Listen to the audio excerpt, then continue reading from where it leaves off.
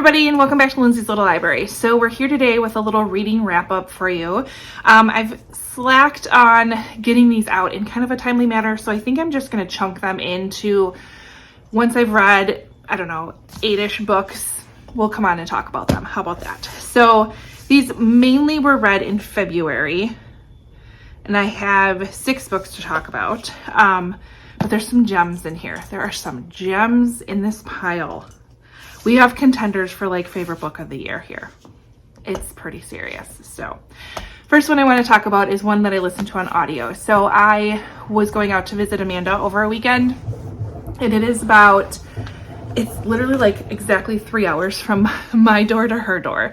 So I was looking for like a 6-hour audiobook that could really capture my interest and kind of, keep me going on my way to her house. So I was, I think, scrolling on social media and came across a post, and they talked about The Lake of Lost Girls by Katherine Green.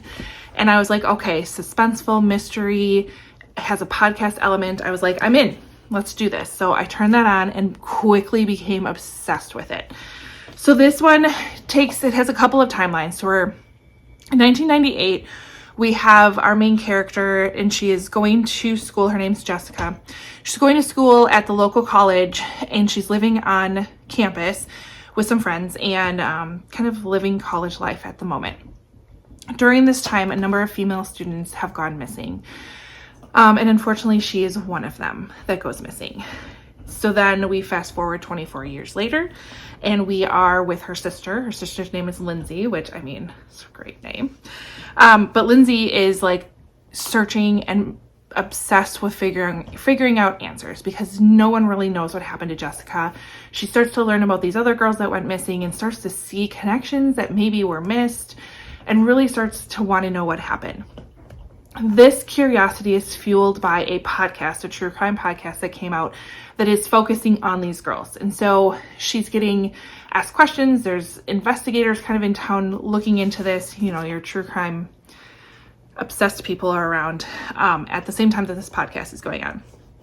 So she ends up finding some information that leads her down a path that maybe gives her some answers she's looking for. And that's about as vague as I'm going to be. So I really enjoyed the audiobook. I thought it was done really, really well. I love the podcast element. I thought that was fantastic. Absolutely love this one. Pick it up. I got this, I think, on Everand is how I listened to it. But I'm sure it's available in multiple places. It's a fantastic book. I gave it 4 stars. I loved it. So pick that one up. Next one I have is The Girl Before. This is by J.P. Delaney. This is a older book that's been on my shelves. I'm trying to kind of go through what I have and read them. This one I've heard some good hype around. It follows 2 characters. We have Emma and Jane, and they are living in the same house, but at different times. It's a very interesting rental that they're going into. And so like you tour this place and you have to go through all these steps to like be approved to live in this house. You have to answer this questionnaire. It's a very grueling application process.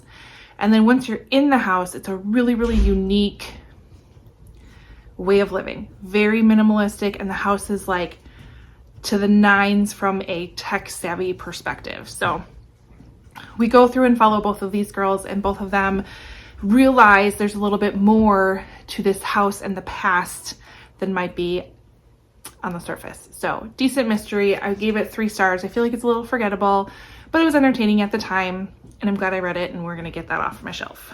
The next book I want to talk about is Demon Copperhead by Barbara Kingsolver. This one I did talk about already. I read this for my 5-star predictions. Absolutely love this book. It is quite chunky and quite long, but it follows this kid. His nickname is Demon Copperhead. He's born to a single mother in a single wide trailer in, I want to say in like Tennessee they live. They have nothing, really, honestly have nothing. And he faces such a tough life. So he is put into foster care. He is forced to do child labor. He is sent to some horrible schools. Then he faces athletic success. He gets a really great support group around him. But there's also addiction that comes into it. There's crushing losses. There's disastrous relationships. It's so sad. You can't help but root for this kid. It's written beautifully. You are just immersed in the story from the beginning. It's such a beautiful book. So would highly recommend this one, but you're in for quite a ride. But even though it looks big, like I got through it pretty quickly. I listened to the audio. I thought it was fantastic. I really enjoyed this one. So this one, did I give 4.5 or 5 stars? It was pretty high up there. It was definitely worth getting. So get that one as well. All right. Next one we picked up, and we did a group buddy read with the Booklist Thursday fans for this one. We read The Games Gods Play by Abigail Owen. Absolutely love this one as well. Definitely a contender for a favorite. This one is Hunger Games meets Greek gods, and that premise did not disappoint. So every 100 years, the Greek gods pick a mortal to basically go through this contest as their representative in order to earn their place as being king of the gods. This follows one person who was picked. What's her name? I never remember. How do I not remember?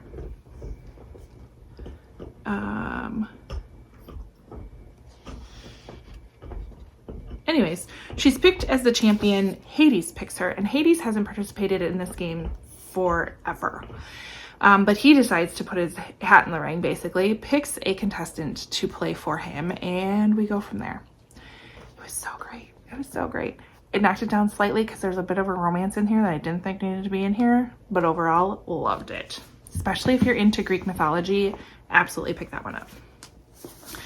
Next one I got through was The Bookbinder. This is by Pip Williams. We'll absolutely pick up another book by Pip Williams. It took me a little bit to get into her writing style. It was slightly slow for me in the beginning, but I had just come off of this, which is a little bit more YA, and this is obviously more adult. So it just took me a little bit to kind of get into the cadence and how it was going to go. But once I was in it, I was in it.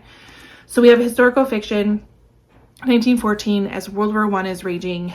We follow a couple of women who, it's Peggy and Maud, they're twin sisters. They are working with a bookbinding company. So they're part of the women who fold the books and actually literally put them together. So we follow their lives as they are surviving on their own. They just lost their mother.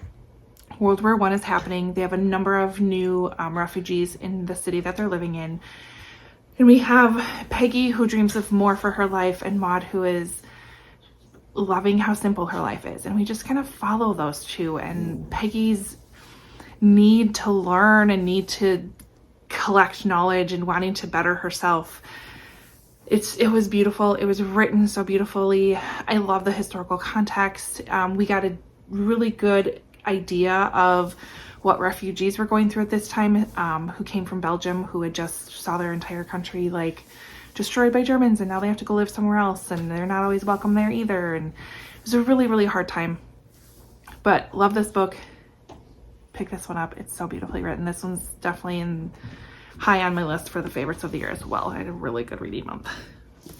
Then I picked up, well, I finally finished. I picked this up a while ago, but Sharon McMahon's The Small and the Mighty. This is a nonfiction book. It follows 12 different stories of the unsung heroes in American history. The people who just made a little bit of change that had such a huge ripple effect in our history, connected to a number of things. And it really all comes back to having hope, doing what's right, and appreciating learning and being able to help other people better themselves. So I absolutely love this book.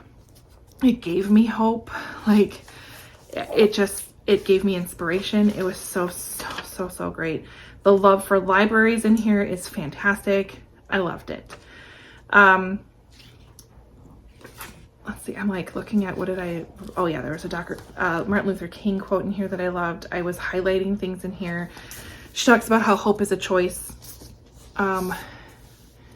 It's not just a feeling. I don't know. It was really timely in some of the turmoil that maybe some of us are experiencing right now in the United States.